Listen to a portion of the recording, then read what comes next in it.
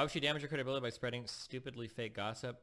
If I had to guess, if it's through the grapevine stuff, this is what I'm guessing has happened.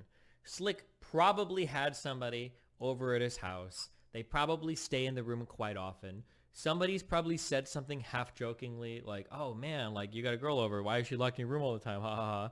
And he's like, oh yeah, blah, blah, blah. They probably stay in the room quite often. Maybe 2 or 3 people have seen that, noticed that, and kind of word gets around that like, oh yeah, Snake brings over girls sometimes. They just like stay in his room all day. And somehow through like little tiny tweaks and twists, through nobody like being malicious, it ends up getting back to people. And now with everything that's happened, that prior story is like, oh my God, I think Slick locks girls in his room. I feel like that's probably what's happened through the grapevine, through the game of telephone, and through everything that's come out.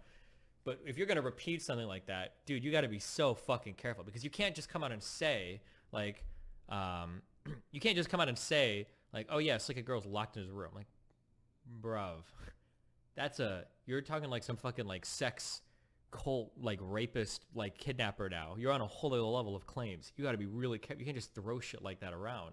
Like, Jesus.